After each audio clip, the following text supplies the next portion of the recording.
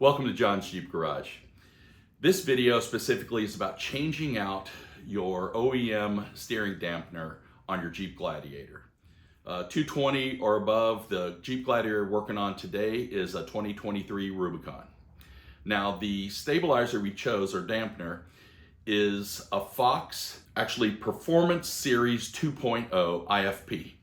And the IFP stands for internal floating piston, and we'll tell you all about that in this background. First thing I want to do is put a timestamp down below, and that timestamp represents when the work is going to start. So right now, if you just want to get to the work, fast forward to that timestamp and have some fun. Okay, some background. So if you are buying a Gladiator or Jeep and you decide that you're going to put some more aggressive tires on, let's say larger tires, lift kit, I mean, most people want to do that. Your stabilizer is going to absorb some of that feedback, but you've just introduced more feedback and vibration into the system. And I suggest that you upgrade.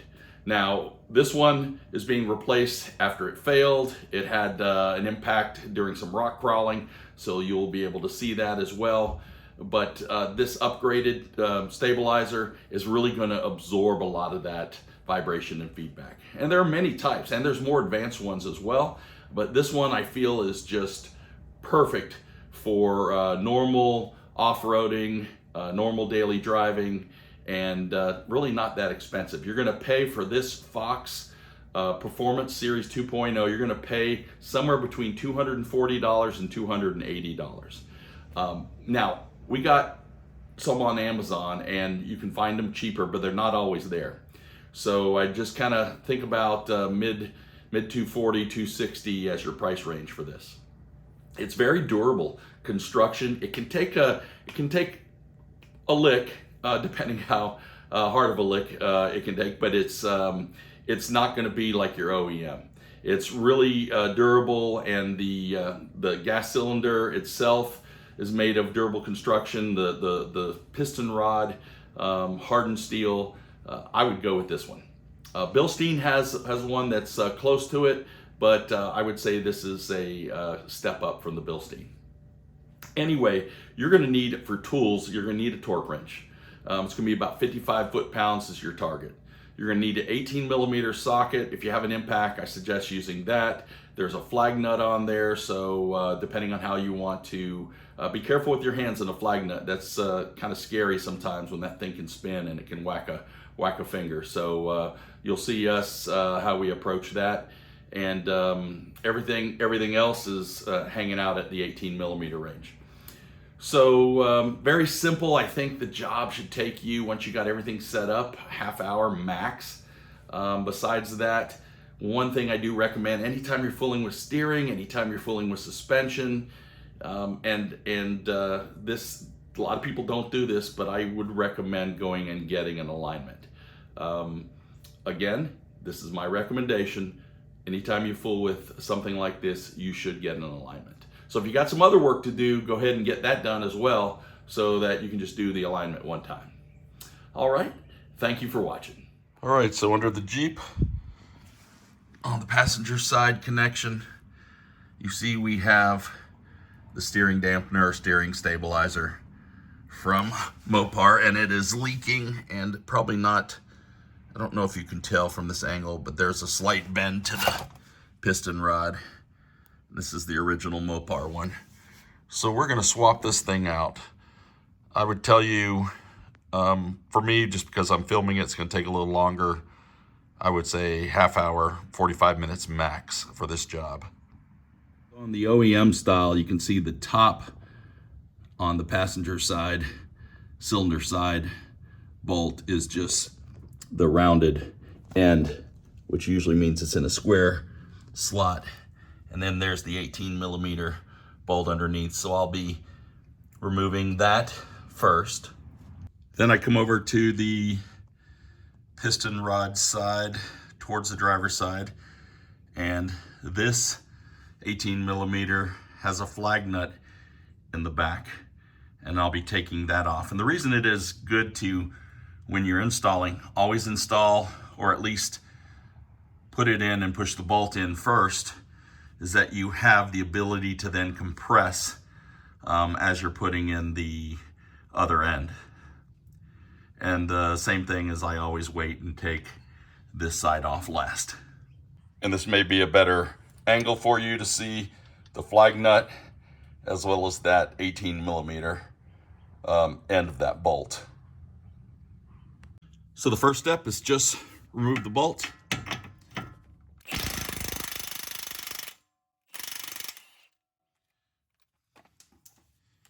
Came out, and then I pull this one off, and I just want to show you on the OEM one, you know, square peg, square hole, so it holds it together.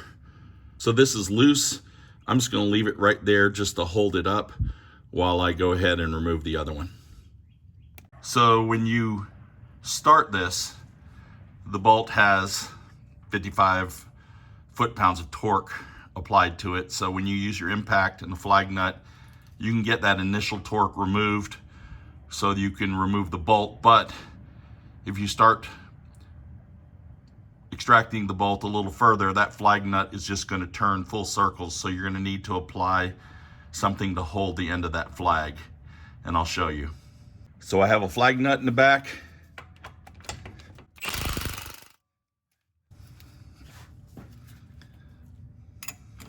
So be careful, because a wrench with force like this on a flag nut, you don't want it to create a bind and hurt you.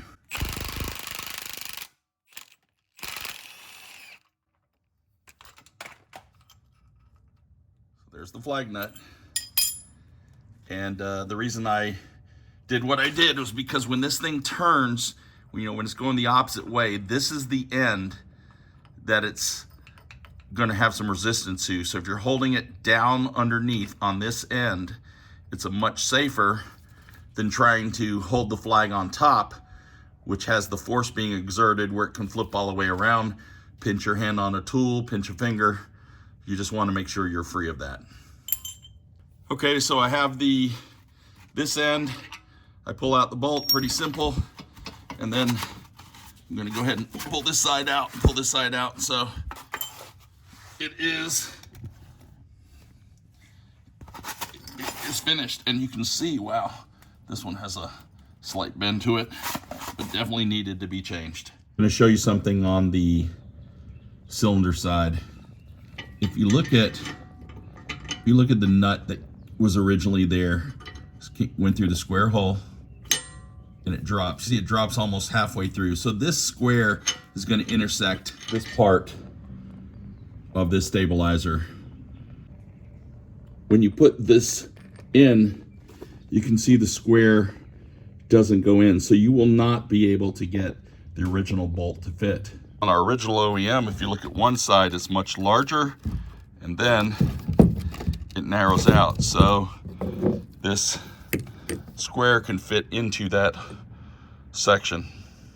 Fits in, and the other side, which is a smaller diameter. That is why Fox provides you with the additional bolt. Okay, so I'm going to put the rod end first, and I do that because I can compress it later. So right now, all I'm gonna do is put this in for now, and then I'm gonna compress this side.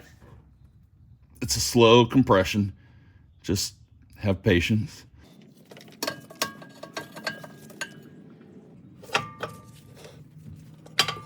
There.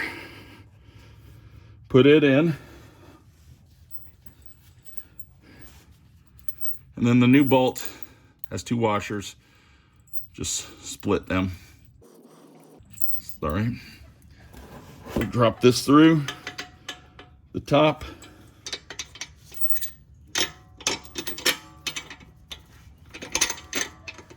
There, and I just compress this in and then drop the bolt in. And then I just simply washer, bolt, and then I'll hand tighten as far as I can go right now as I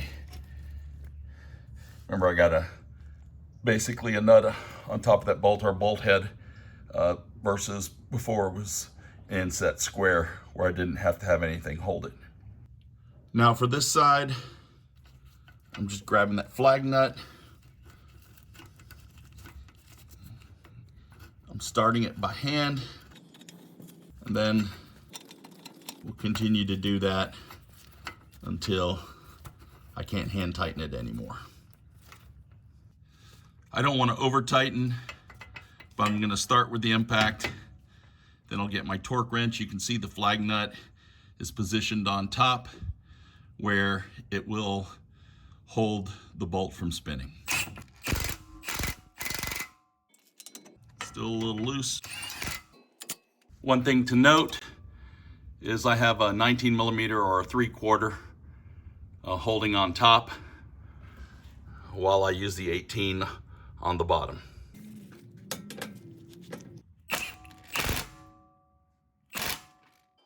That way I have it tight, then I'll use a torque wrench. All right, so I got the torque wrench on here.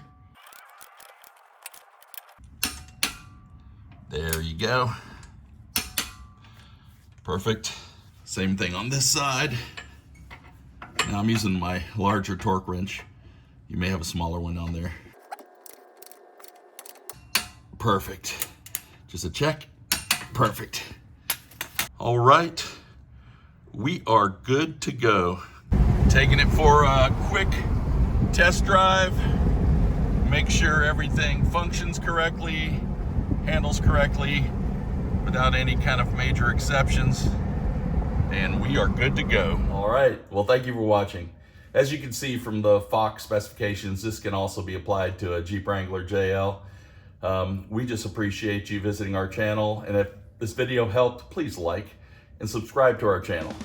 Thank you.